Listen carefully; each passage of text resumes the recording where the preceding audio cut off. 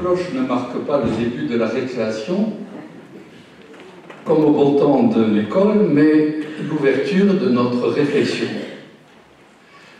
Je vous remercie d'abord d'être venu pour entendre d'abord une réflexion que nous sommes sans doute nombreux à avoir vue, entendue à la télévision, une publicité, ce n'est pas Versailles ici. Je crois même qu'il s'agit d'une publicité pour la literie.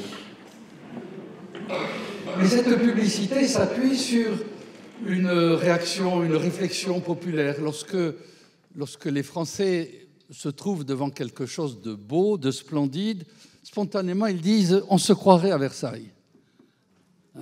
C'est comme si c'était Versailles.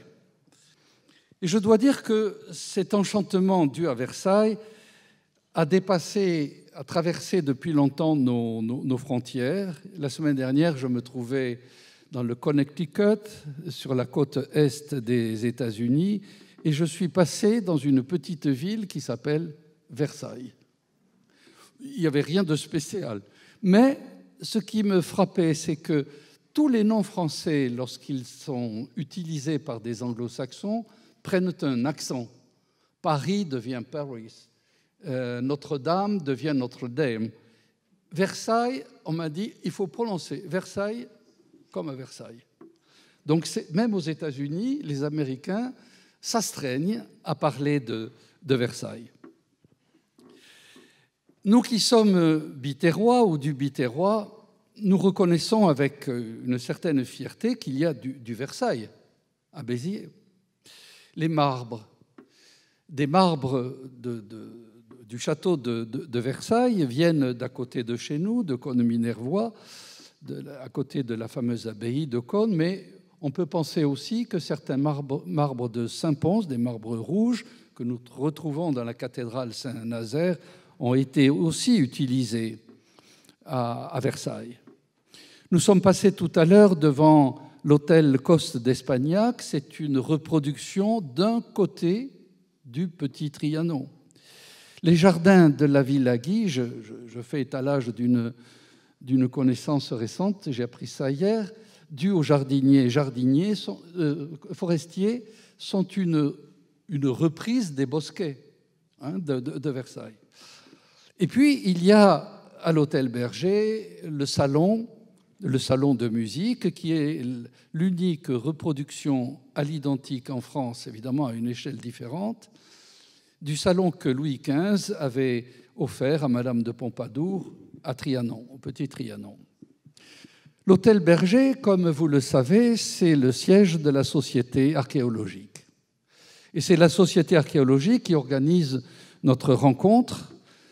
Elle célèbre cette année ses 300 ans, puisqu'elle est l'héritière directe d'une académie royale qui avait été fondée en 1723, sans doute une des premières en France.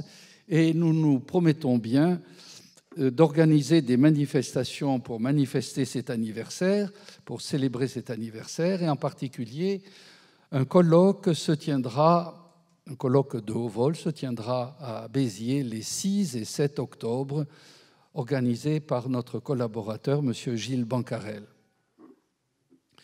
La Société archéologique, finalement, en 300 ans, a peu varié sur ses objectifs.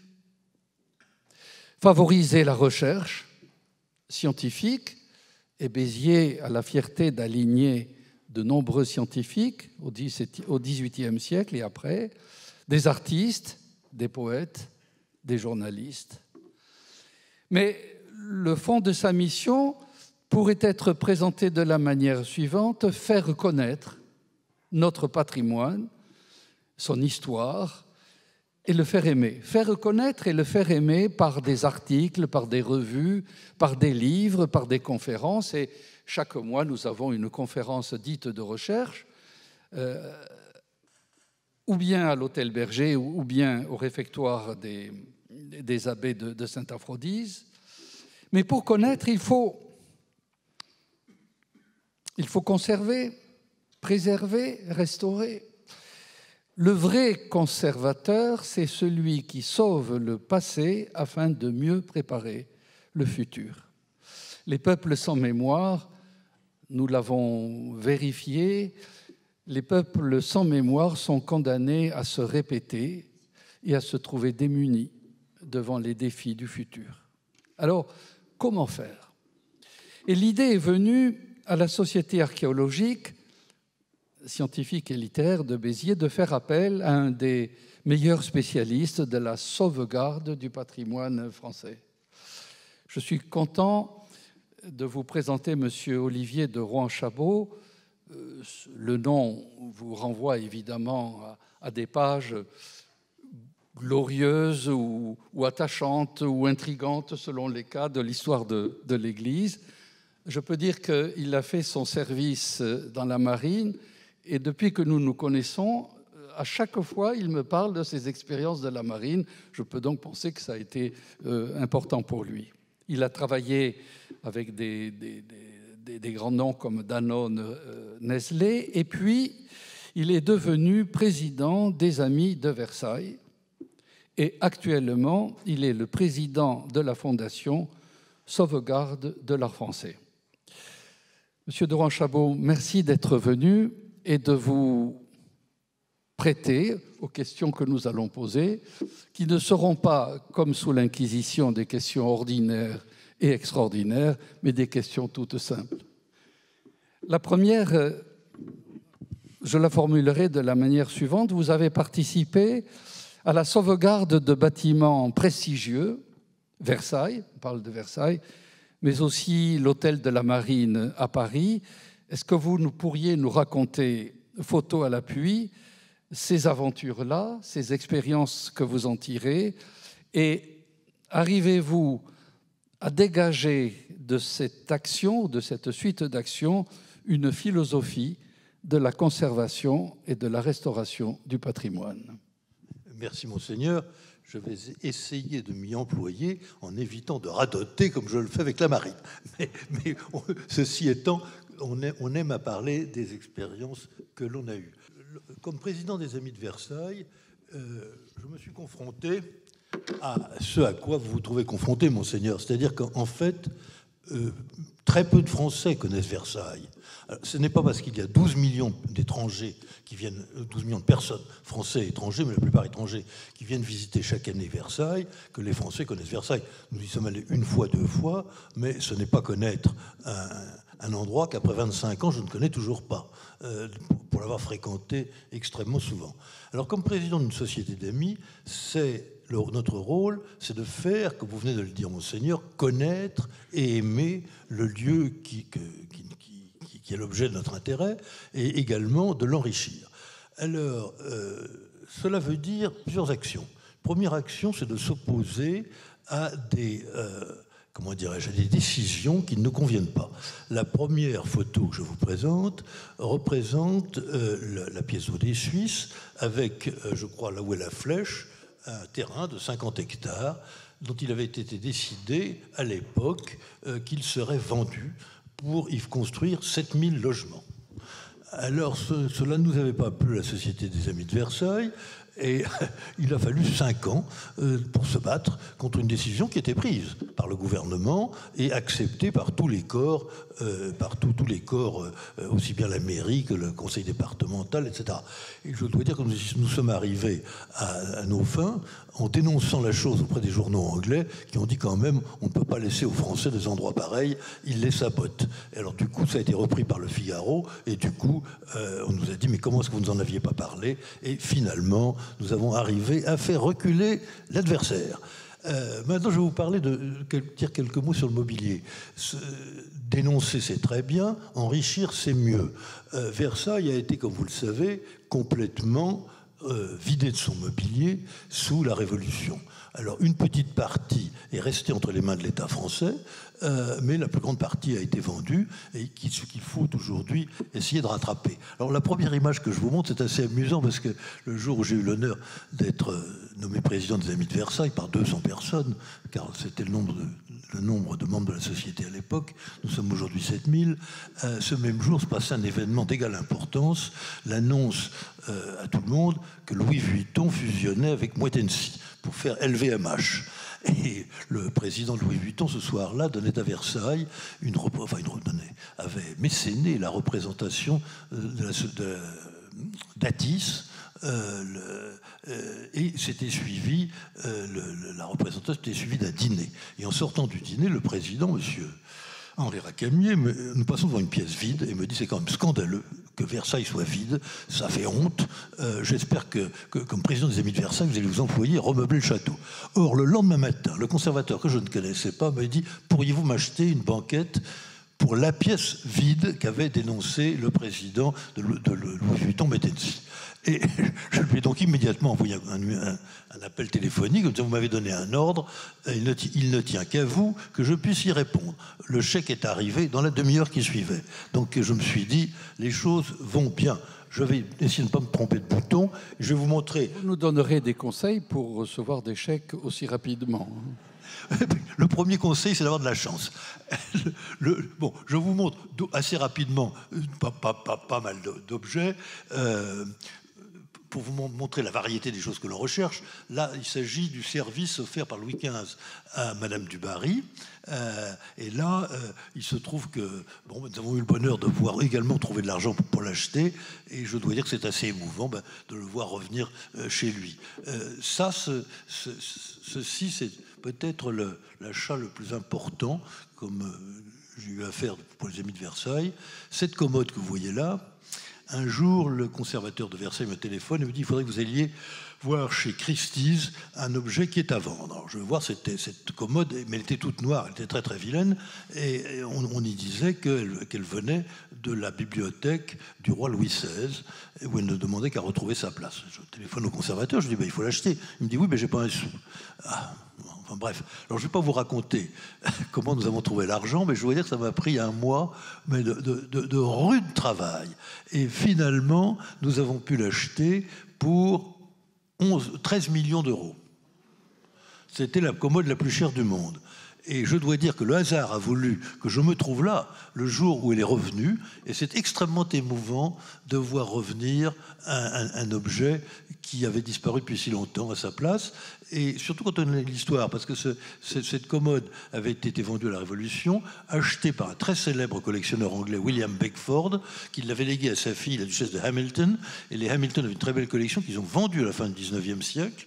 Et ce sont les Rothschild habitant l'Autriche qui l'ont acheté. Les nazis l'ont volé aux Rothschild. Il avait été remis au musée de Vienne. Et le musée de Vienne, cette année-là, avait décidé de le rendre aux Rothschild, qui l'ont mis en vente publique. Vous voyez, ce sont les aventures des meubles de Versailles qui sont toujours très passionnantes parce que tous ces objets parlent de beaucoup de choses, et à commencer par leur histoire. À droite ou à gauche, monseigneur? Ici, bon, à gauche. Voilà, il y a quelques années, une partie du jardin de Versailles, un bosquet, était dans cet état que vous voyez. Qu'est-ce que c'est qu'un bosquet? Un bosquet à Versailles, ce sont des jardins dans le jardin, qui sont des petites merveilles que l'on n'entrevoit pas quand on se promène le long des grandes allées. On voit des allées qui vont sur le côté, et on ne sait pas ce qu'il y a au bout de ces allées, et on trouve comme ça une vingtaine de jardins tout à fait particuliers. Alors celui-ci, qui s'appelait le Bosquet des Trois Fontaines, était le jardin préféré de Louis XIV parce qu'il l'avait lui-même dessiné avec le nôtre. Et je dois dire que j'avais eu l'honneur de créer la société des Amis américains de Versailles, avec l'espoir qu'un jour elle puisse nous aider. Et la présidente des Amis américains de Versailles venait d'acheter un château en France, et elle est venue avec son mari pour apprendre du jardinier comment tailler ses haies. Et je dis: je vais vous montrer quelque chose que vous ne soupçonnez pas. Et je l'ai amené dans ce bourbier, et je lui ai dit: il y avait là un bosquet magnifique, il faudrait être américain pour être assez fou pour le reconstituer. le lendemain, ce n'était pas vraiment une surprise, mais c'est un plaisir, elle me dit « je vais le faire ». Et nous nous sommes lancés dans une aventure qui a duré plusieurs années. Donc voilà quelques images, et dont voilà la fin, mais je voudrais quand même montrer, laissez-moi qu'on revient en arrière, non, en plus, voilà ce que ça donne aujourd'hui, si vous allez le voir, et il paraît que c'est un des bosquets les plus appréciés de Versailles par les visiteurs aujourd'hui.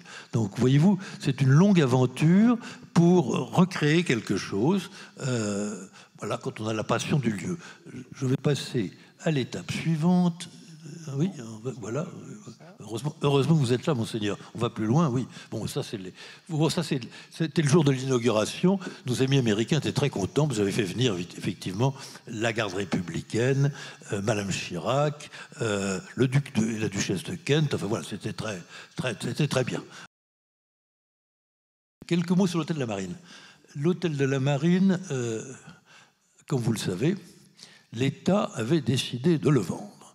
Pourquoi le vendre? Parce que la marine a été priée d'aller rejoindre les autres armées dans ce qu'on appelle Ballard, surnommé dans le milieu le Ballargone. Et alors au Ballargone étaient censés se trouver ensemble les armées de terre, de l'air et de mer. Et alors effectivement, les officiers n'étaient pas mécontents de se trouver dans des locaux plus modernes que ceux qu'ils occupaient là, encore qu'ils les aimassent beaucoup, parce que c'est quand même un très très beau lieu.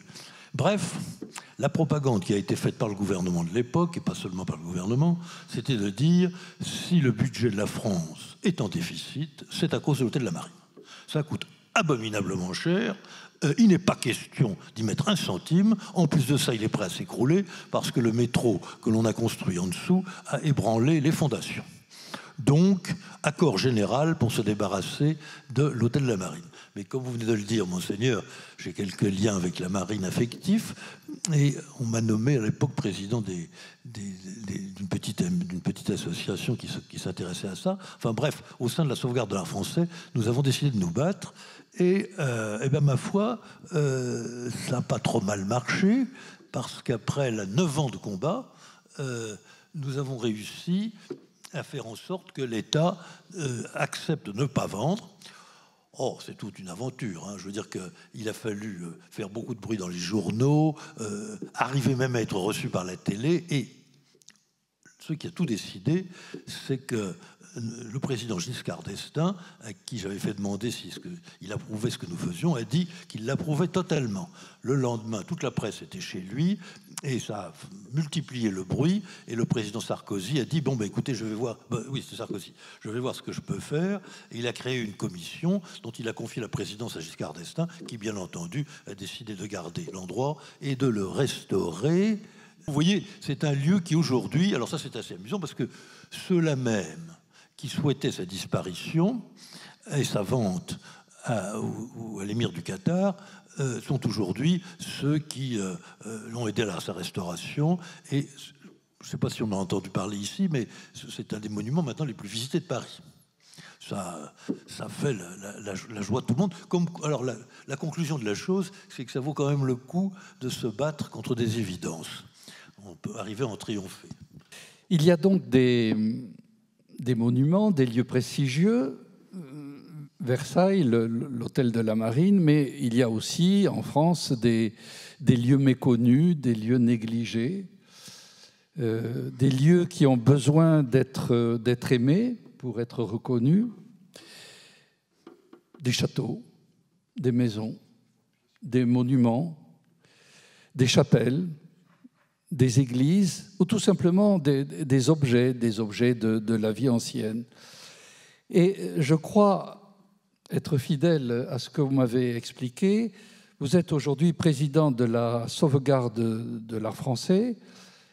L'art français, la sauvegarde est une fondation qui dispose de moyens relativement importants.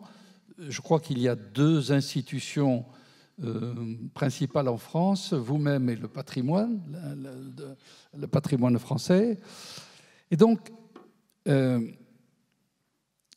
on aimerait que vous nous parliez de sauvegarder ce qui semble ne pas avoir d'intérêt.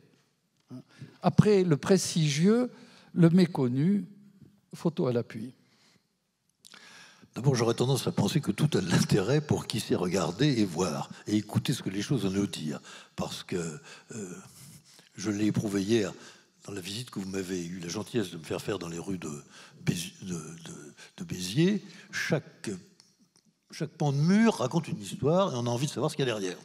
On a envie d'ouvrir les portes et on a envie d'entendre raconter l'histoire des choses. Alors, la sauvegarde de l'art français est une vieille dame qui a 100 ans d'âge, même 101 ans maintenant, qui a été faite donc, au lendemain de la guerre de 14, à une époque où la France avait subi d'innombrables destructions, mais également où la mode était de vendre aux étrangers, notamment aux Américains, tout ce qu'on pouvait leur vendre en matière de patrimoine. Et à côté de chez nous, Saint-Guilhem-le-Désert.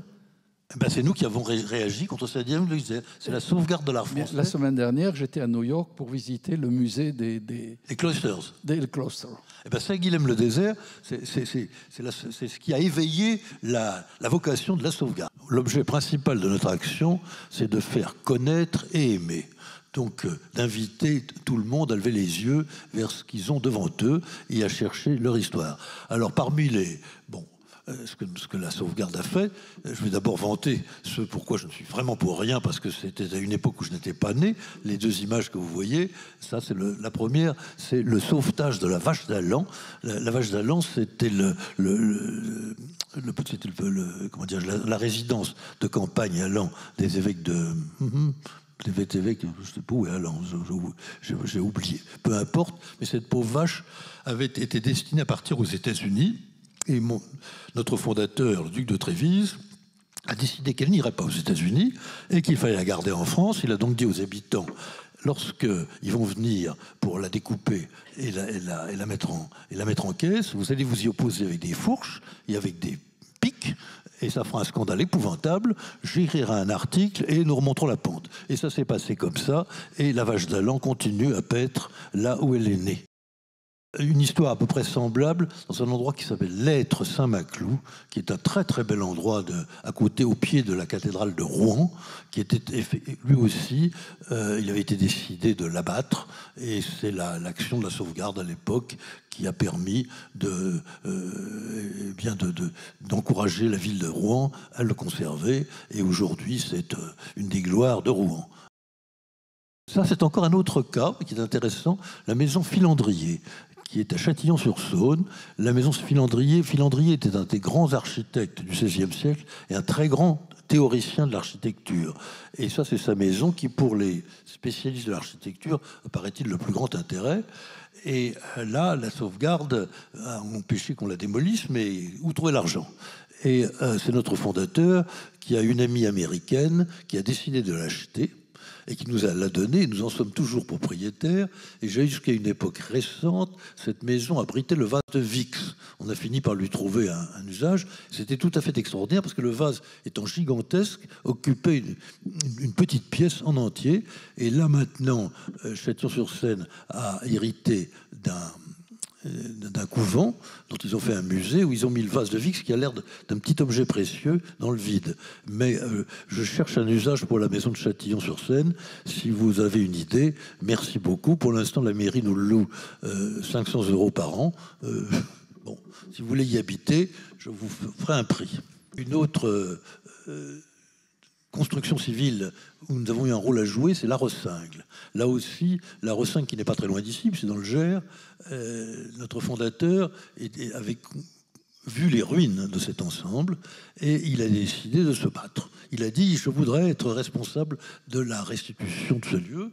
Et là encore, il est allé aux États-Unis en 1923, à une époque où ce n'était pas l'usage, et il a fait acheter toutes les maisons qui se trouvent le long du mur de la forteresse par des dames élégantes de la ville de Boston, qui ont trouvé très chic de dire qu'elles avaient une maison à la Rossingle. Et donc, grâce à ça, n'est-ce pas, on a pu restaurer la Rossingle, qui aujourd'hui est vraiment la gloire du Gers. Enfin, je veux dire que c'est un endroit où il faut aller. Voilà encore d'autres exemples de cette Bastide admirable. Et maintenant, monseigneur, les églises et les chapelles. Alors, vous savez qu'en France, il y a plus de 60 000 églises et chapelles. Enfin, à ce niveau-là, de zéro, je ne sais plus très bien où on en est, mais nous connaissons tous les problèmes qu'elles ont. Elles ont des problèmes du fait qu'il y a une baisse de la pratique religieuse qui fait qu'il y a de moins en moins de gens pour veiller sur elles au quotidien, du fait qu'il y a également dans les campagnes une désertification rurale, du fait que voilà, il n'y a pas d'argent, mais il y a quand même un très grand attachement dans notre pays pour ce qui fait, il faut bien reconnaître, le cœur et l'âme de nos villages, mais même également de nos villes, si j'en juge par la beauté des choses que j'ai vues depuis hier. Alors, là, il y a 1000 choses à faire. Ça, c'est le cas d'une petite église qui est dans un très bel environnement que vous ne voyez pas, et on nous a demandé de la restaurer. Nous l'avons présenté au prix du pèlerin, et nous avons donc trouvé l'argent pour le rajouter à un toit, ce qui va empêcher la dégradation des choses, parce que la ruine est un état transitoire. Alors il faut essayer que ce soit un état transitoire vers le bien plutôt que vers le mal. Ça, c'est une autre petite chapelle. Alors c'est un peu difficile à expliquer, mais elle a été restaurée grâce à une association qui a fait un travail absolument exemplaire, car je veux dire que, vous voyez, la couleur des toits a été conservée. C'est une restauration faite avec une finesse et une délicatesse qui fait que tous les architectes en chef avec qui nous travaillons ont décidé de créer un prix pour récompenser l'association pour avoir fait un travail aussi délicat et encore une fois exemplaire. Ça, c'est une chapelle parmi beaucoup d'autres. C'est une chapelle en Bretagne, parmi les 50 ou 60 que nous avons restaurées en Bretagne, mais c'est celle où se trouve encore aujourd'hui le Christ jaune célèbre de Gauguin, enfin c'est que peint par Gauguin. C'est le Christ, il y est encore, mais la peinture de Gauguin, elle, est dans les musées. Mais voilà, c'est pour dire que chacune de ces petites églises a des histoires très particulières à raconter. Ceci est une autre église plus classique, comme il y en a. Écoutez, la sauvegarde vient au secours de 120 églises à peu près par an. Elles sont toutes différentes les unes des autres. La dernière que je vous montre, c'est assez intéressant. C'est une église qui est à Roubaix. Cette église avait été 19e siècle, construite par un architecte célèbre dans les Flandres, qui s'appelle le baron Béthune, c'est un Belge, et qui concevait tout. Il a fait l'architecture, il a été architecte, mais décorateur aussi. Et elle a un décor qui était en train de mourir, et la ville de Roubaix avait décidé de sa destruction. Et là, je vous dis, c'est une assez belle aventure qui est liée à Versailles, parce qu'un jour, je reçois un coup de téléphone de Lady Mitchelham of Hellingsley, qui était de ce pays-là, et qui me dit: mon cher Olivier, je suis allé hier à la messe à Saint-Joseph de Roubaix, je ne savais pas de quoi elle parlait, et elle m'a dit: ma sœur m'a présenté la présidente de l'association, avec 4 personnes, qui m'a dit: pourriez-vous m'aider? Alors Lady Mitchelham Hellingsley, je la connaissais bien parce qu'elle a aidé à la reconstitution grâce à la fortune de son mari, du boudoir de la reine Marie-Antoinette à Versailles, et également de l'arrière-cabinet du roi Louis XVI. Bref, elle nous avait donné 3 millions d'euros. Et là, elle m'a proposé 300 000 euros. Alors évidemment, j'ai dit: bah, écoutez, on va essayer de voir ce qu'on peut faire. Alors ça a été toute une histoire pour remonter la pente, mais quand j'ai téléphoné au maire de Roubaix en disant: monsieur le maire, j'ai 300 000 euros en caisse pour vous, il m'a pris au téléphone. Et à partir de là, on remonte la pente. Et les malheureux à Roubaix ne savaient pas ce qu'ils faisaient, parce que la municipalité a mis 6 millions d'euros pour remettre cette église à neuf, si j'ose dire. Et je dois dire qu'elle est absolument superbe. Je ne sais pas si ça se voit sur le... il faudra agrandir les choses, mais comment dirais-je, la messe a été dite en Eurovision 2 fois là. Elle est vraiment très très très belle. Alors maintenant, on y donne des concerts aussi, et elle est la fierté de la ville de Roubaix avec la piscine. C'est parti d'un donateur qui était le trésorier de Michelin, dont le cousin, était évêque d'Albi, et qui nous a dit: est-ce que vous pourriez pas faire comme Michelin est un de nos grands donateurs, nous avons été très heureux de faire plaisir à Monseigneur Legré pour faire plaisir à son parent. Là, nous rentrons dans ce que nous appelons la campagne le plus grand musée de France. Quelle est l'idée? Si vous voulez intéresser les gens à une église, il faut les inviter à entrer à l'intérieur et montrer à ceux qui sont là qu'elle renferme la dite église des trésors que tout le monde ignore. Alors, nous avons lancé une campagne pour sauver le plus grand musée de France, c'est-à-dire ces objets qui sont dans nos églises, que très peu de gens remarquent. D'abord parce qu'il faut s'y connaître, ensuite parce qu'en général c'est dans un coin obscur, c'est mal éclairé, et puis ça a toujours été là, donc on se dit ça peut continuer à vieillir gentiment comme ça. Alors là, en l'occurrence ici, nous sommes dans la cathédrale de Saint-Omer, une admirable cathédrale, et là le pauvre Saint-Jean était en très très mauvais état, et nous avons pu le refaire grâce à des étudiants qui ont décidé que ce serait eux qui trouveraient l'argent pour le faire, et ils l'ont fait, et ils l'ont trouvé. Alors voilà, donc c'est un bel exemple de choses. Alors, au cours de cette campagne, nous faisons appel à toutes sortes de donateurs pour nous aider. Les premiers, ce sont les grands donateurs privés. Si je vous montre ce tableau de Delacroix, qui se trouve dans l'église Saint-Paul-Saint-Louis à Versailles, c'est d'abord parce qu'il est magnifique, bien sûr, et que nous avons été très heureux que la Banque Lazare nous donne 60 000 € pour le restaurer, mais aussi parce que ce tableau qui est ouvert, enfin dans une église ouverte à tout le monde, vous pouvez aller quand vous voulez, personne ne le regarde. Il a fallu qu'il soit à l'exposition de la Croix au Louvre, puis qu'il aille au Metropolitan Museum à New York il y a 2 ans, puis qu'il soit enfin réexposé au Petit Palais à Paris pour que brusquement les Parisiens découvrent son existence. Ce qui prouve que faire connaître et aimer, c'est pas toujours évident. Ça, c'est un très beau tableau qui se trouve à l'église Saint-Eustache. Également, ce sont des étudiants qui ont trouvé l'argent pour le faire. Il a été exposé également au Petit Palais après la Restauration. Ça, c'est le type d'exemple de tableau que l'on trouve dans nos églises et chapelles et qui sont, si je vous montre ces deux-là, les deux précédents, pardon, c'est parce que ils sont d'obscures églises au fin fond, l'un près d'Angers, l'autre près de Sens, dans des villages de 200 habitants, mais ces tableaux ont été jugés dignes de l'exposition François Ier au Louvre, la raison pour laquelle on nous a averti de leur existence et nous avons pu aider à leur restauration, toujours avec, dans notre campagne, le plus grand musée de France. Alors, juste un mot sur cette campagne. Cette campagne, l'idée, n'est-ce pas, c'est de donner aux Français,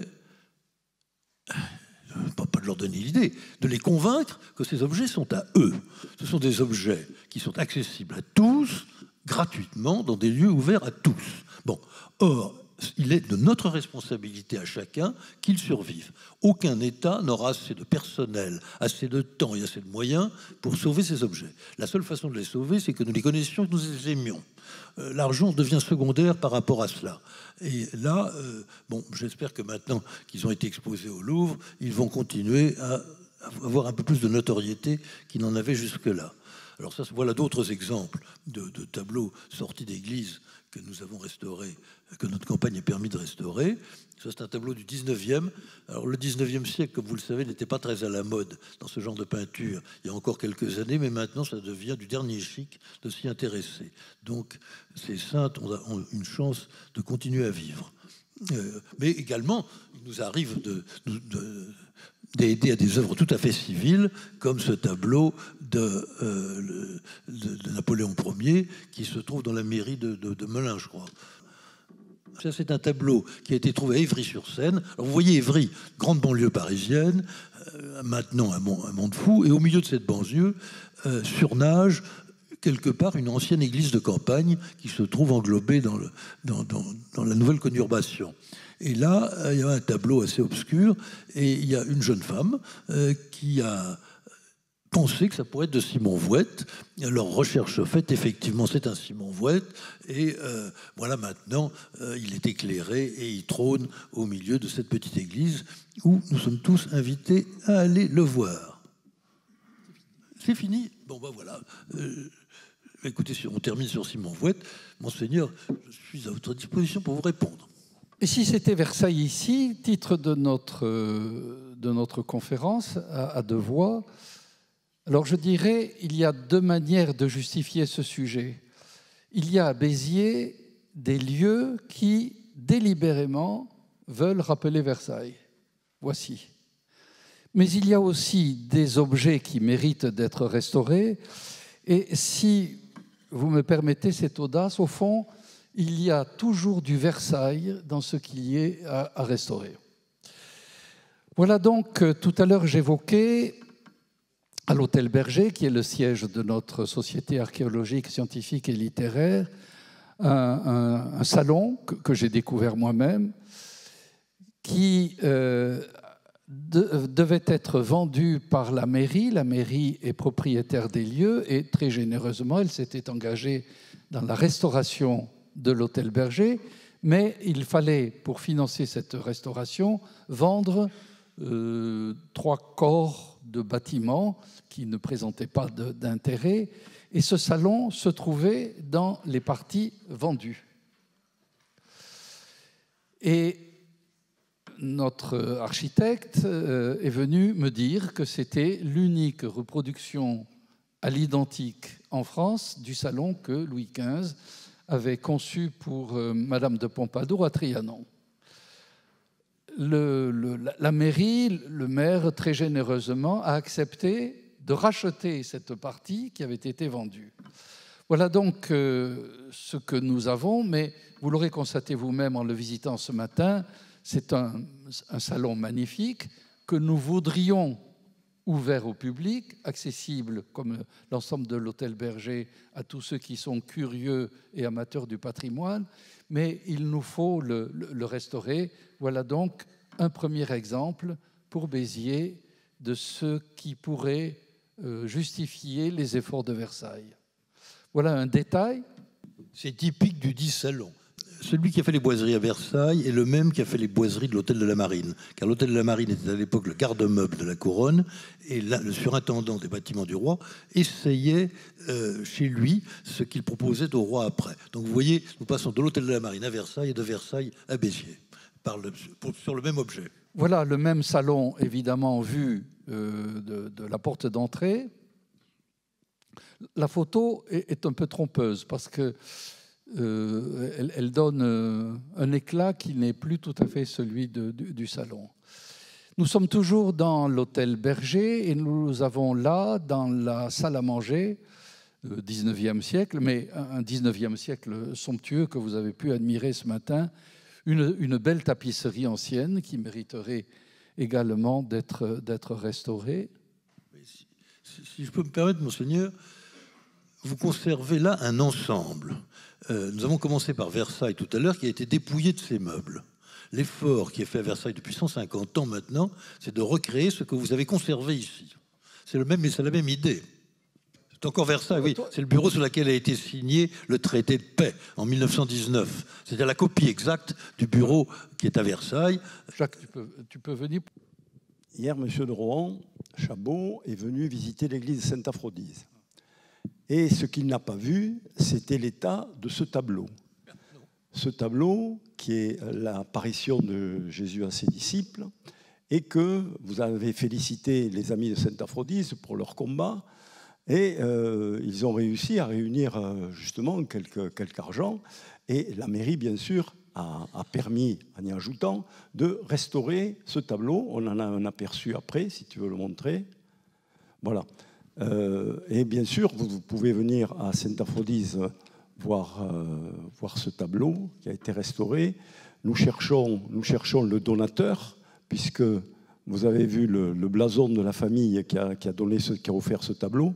On n'a pas encore retrouvé quelle était la famille. Voilà. Donc, un peu comme vous voyez, on montre avant, on montre après, ensuite. Quand il y a un après. Quand il y a un après. Parce que, voilà. Là, nous avons à Béziers un hôtel de la Merci, et ça, c'est 2 pères de la Merci que vous allez voir. Ces tableaux, d'après la DRAC, les spécialistes sont de toute beauté, et malheureusement, ils sont dans un état pitoyable. Là, on les voit encore quand ils ont été pris en photo, qu'ils étaient encore convenables, mais maintenant, l'usure du temps fait qu'il faudrait vraiment s'y intéresser. Voilà, ça c'est le second, Pierre de Nonatte. C'est quel siècle là? Nous sommes 16e? Au XVIIe. Voilà, ça c'est, je vais t'en laisser parler, ça c'est la chape de Monseigneur de Cabrières, tu vas en parler? C'est une chape pour les adorations du Saint-Sacrement ou bien certains baptêmes, une chape d'apparat, mais liturgique, qui était celle de Monseigneur de Cabrières, qui était évêque de Montpellier, mais qui aimait beaucoup Béziers, au point qu'il se faisait d'abord appeler évêque de Béziers et de Montpellier, dans l'ordre historique. Figure extraordinaire, ouvrant son église à ceux qui s'étaient insurgés. Nous sommes en 1907, mais en 1905, il avait eu un geste, comme on en trouve quelques-uns dans l'histoire de France. Donc le préfet avait décidé que les églises devaient être, c'était après le vote de la loi de séparation, devaient être ouvertes de manière à procéder à l'inventaire des objets qui se trouvaient à l'intérieur. Et il y avait des chrétiens qui s'étaient placés devant les portes de manière à empêcher les gendarmes d'entrer. Le préfet a donné l'ordre de forcer, il y a eu quelques échauffourées, quelques blessés, et le Monseigneur de Cabrières, qui deviendra cardinal après cela, revêt ses habits d'apparat, rédige un texte, va à la préfecture de Montpellier, force les portes, entre dans le bureau du préfet et dépose sur son bureau ce texte qu'il venait de signer et qui était tout simplement son excommunication. Alors, Monseigneur de Cabrières a fait beaucoup de choses pour Béziers, à l'église Sainte-Aphrodise en particulier, un vitrail, financement aussi pour l'orgue, et nous serions désireux de pouvoir restaurer cette chape, d'abord pour sa valeur intrinsèque, sa valeur artistique, mais aussi en souvenir de celui qui a beaucoup aimé notre ville. Et ceci me conduit, Monsieur Olivier de Rohan-Chabot, à vous poser une dernière question. Fort de votre expérience dont vous venez de nous parler, et pour nous tous ici à Béziers, qui à des titres divers partageons une même passion, la conservation du patrimoine pour le faire connaître et le faire aimer, quels sont les conseils que vous pourriez nous donner pour la conservation? Alors, on vous a montré quelques exemples, mais il y a beaucoup d'autres choses qui mériteraient de figurer dans notre... Ah, pardon. Voilà. Le rétable de Notre-Dame de Bonne Nouvelle, qui est dans la basilique de Sainte-Aphrodise. C'est un rétable, bon, j'y suis passé enfant, je ne sais combien de fois, je ne l'avais jamais remarqué. Et je crois pouvoir dire, de par sa valeur artistique, que c'est un des plus beaux rétables du midi de la France, qui mériterait donc d'être restauré. La chapelle, qui est une chapelle qui a été ajoutée au corps de la basilique au XVIIe siècle. Cette chapelle de style gothique, en réalité, date et classique par sa conception. Et donc, il y aurait à restaurer le rétable XVIIe siècle, mais aussi, vous nous disiez que c'était devenu à la mode, les peintures XIXe siècle qui sont tout autour. Ce rétable et cette chapelle ont été érigés en souvenir d'une victoire maritime de la flotte française sur la flotte espagnole à Leucate, la fameuse chez nous bataille de Leucate. Voilà. Donc, ma question, nous sommes très heureux de vous accueillir. Qu'est-ce que vous pouvez nous conseiller? Est-ce qu'il y a des procédures? Est-ce qu'il y a des points particuliers sur lesquels nous devons être plus sensibles? Conseils et peut-être un peu plus. Oui. D'abord, je commencerai par vous dire, Monseigneur, qu'il ne faut être sûr de rien, parce que cette fameuse loi des inventaires qui a tellement choqué les catholiques en France, je dois dire que mon arrière-grand-père, je me souviens, était à à la pointe du combat, c'est la République et c'est M. Clémenceau et Briand qui ont sauvé le plus d'objets en France, parce que s'ils n'avaient pas fait cette loi, il y a hélas beaucoup d'objets qui auraient disparu. Finalement, c'est ce qu'on appelle, comment on appelle ça, des effets, pas des effets pervers, mais des effets bienfaisants. Des effets bienfaisants. D'une loi perverse, des effets bienfaisants, c'est ça. Une loi perverse, des effets bienfaisants. Alors, je crois me rappeler que Clémenceau avait une sœur qui était moniale. Oui, ça arrive souvent. Oui, elle a pu l'influencer peut-être. Je ne sais pas, mais en tout cas, voilà. Donc nous avons la chance en France, ça, je crois qu'il faut le dire, que nos églises ont été arrachées aux fidèles pour être données aux municipalités. C'est ce qui leur donne le plus de chances de survivre aujourd'hui. Donc ce sont les municipalités que nous devons encourager à s'intéresser à ce patrimoine. Non, monseigneur, vous m'avez posé la question, quel conseil donneriez-vous? Il ne faut jamais donner de conseil. La seule chose que je peux parler... Non, la seule chose que je peux parler, c'est de ce que je connais. C'est que on se préoccupe de ce que l'on aime, et l'on n'aime que ce que l'on connaît. Donc, si nous nous efforçons de faire connaître notre patrimoine à ceux qui vivent autour, pour qu'ils soient les premiers à en profiter d'abord, et ensuite pour qu'ils continuent à vouloir en profiter en aidant à sa survie, c'est le meilleur service que nous puissions rendre. Ce patrimoine, je crois qu'il ne pourra être conservé qu'à la fois par l'implication des gens les plus compétents sur le sujet, les DRAC, les Directions régionales des affaires culturelles, où nous avons la chance d'avoir un personnel en France remarquable, extrêmement compétent et extrêmement dévoué. Bon, mais qui ne pourra jamais être en nombre suffisant pour sauver ce patrimoine. Donc il faut que d'autres s'en préoccupent. Ensuite, nous avons la chance d'avoir, comme je viens de le dire, une partie de ce patrimoine qui est aux mains des municipalités. Donc notre rôle à tous, c'est d'aider ces municipalités, et puis les conseils départementaux et les conseils régionaux qui ont de l'argent. Quand je dis les aider, ça veut dire leur suggérer de façon, les inciter, voilà, à avoir envie d'aider à conserver notre patrimoine, qui est aussi le leur. Voilà, donc c'est notre rôle à nous tous, qui est bien plus important que probablement chacun de nous ne le croit, parce que tout ce que nous pouvons faire localement, ponctuellement, aide à faire bouger tout le pays. Monsieur le maire vient d'arriver. Je souhaiterais qu'il vienne à nos côtés. Nous le remercions d'avoir pris sur son temps pour venir jusqu'ici. Monsieur le maire, nous sommes très heureux de vous accueillir.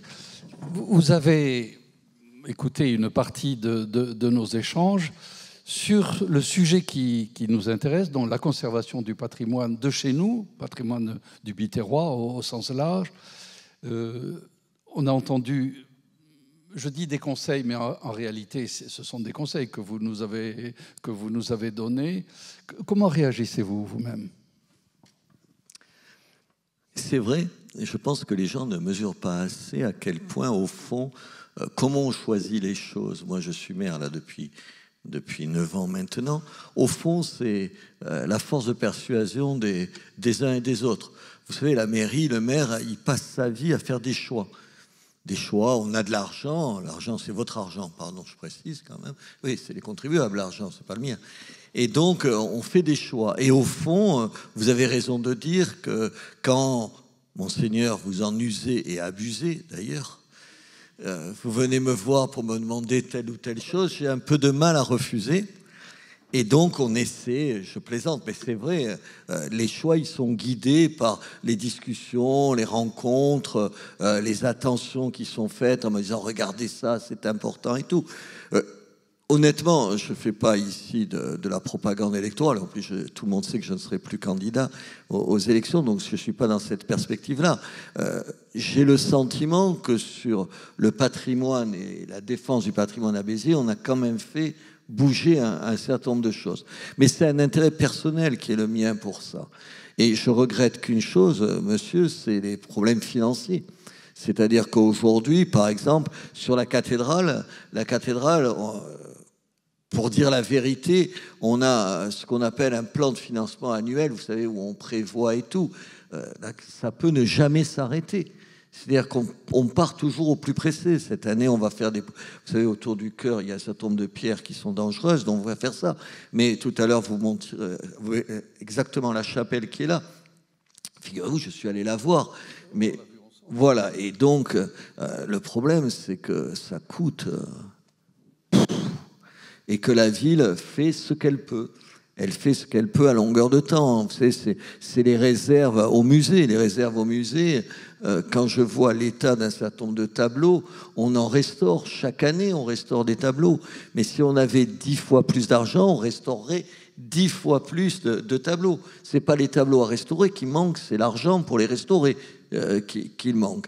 Et là, on essaye de quoi ? D'aller taper à toutes les portes. À la vôtre ? Un peu étroite, excusez-moi. J'espère que vous allez tous faire pression.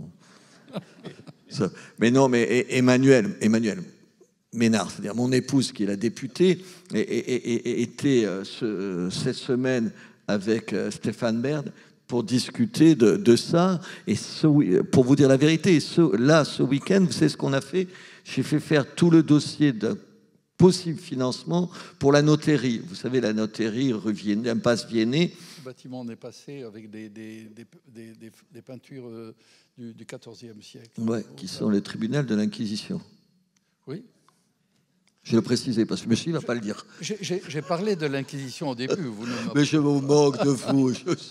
S'il y a un évêque avec qui on peut avoir de l'humour et être au second degré, avec vous, c'est toujours le cas. Avec tous, non ? Ah non, pas avec tous. Je ne vais pas faire la liste des évêques avec qui je ne peux pas.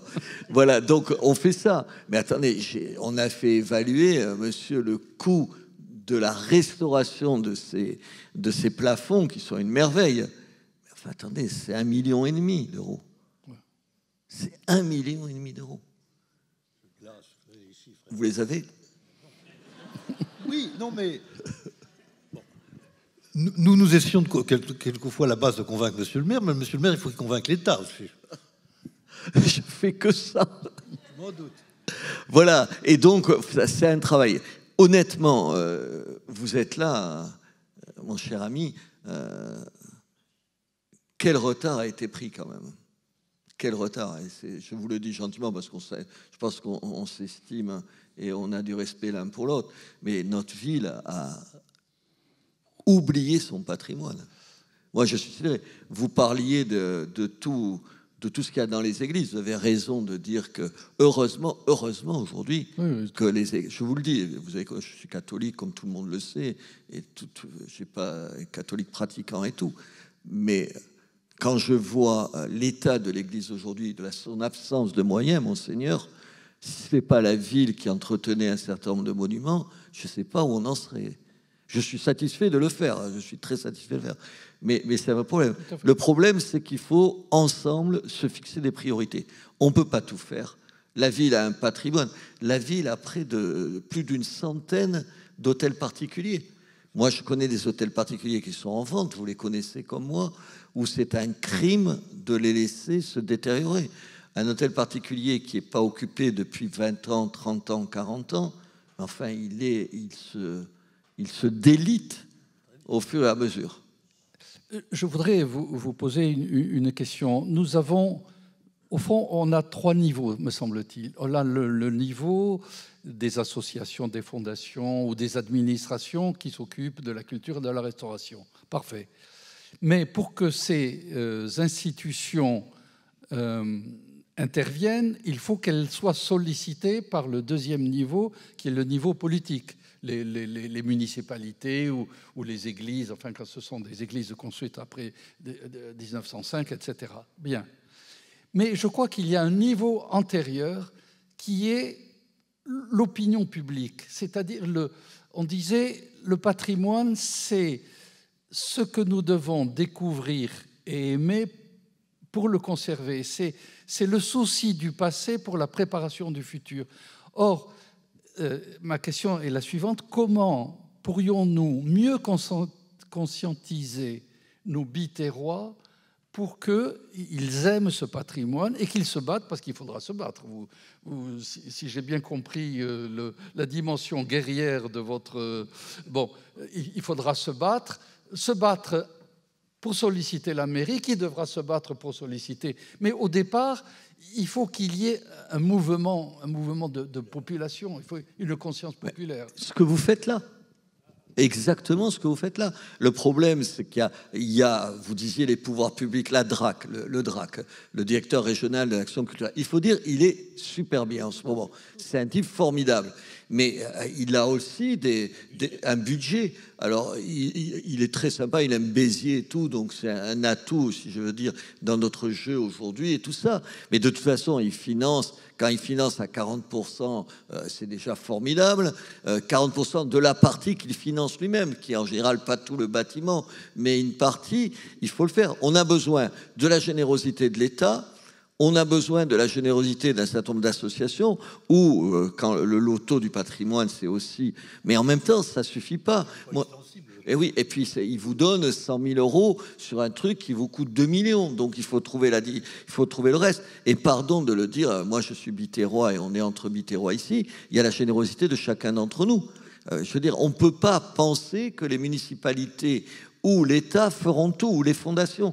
C'est pas vrai, il faut s'y mettre, il faut se décider, mais vous le faites. Quand vous le faites pour la basilique, c'est vous qui le faites, c'est avec votre argent que vous le faites. La ville, elle vient en plus, l'État, en l'occurrence la DRAC, pour parler clairement, c'est la DRAC, vous savez, le ministère de la Culture, qui vient en plus. Mais longtemps, il n'y a pas eu, et je ne suis pas sûr qu'en France, mais ça c'est un débat qui dépasse évidemment Béziers, il y ait la conscience que le patrimoine était à ce point important. Je ne suis pas sûr qu'au ministère de la Culture, quand je dis je ne suis pas sûr, je suis sûr, absolument sûr, mais depuis un moment qu'au ministère de la Culture, on n'avait pas du patrimoine, on ne lui portait pas l'intérêt qu'il me semble falloir lui porter.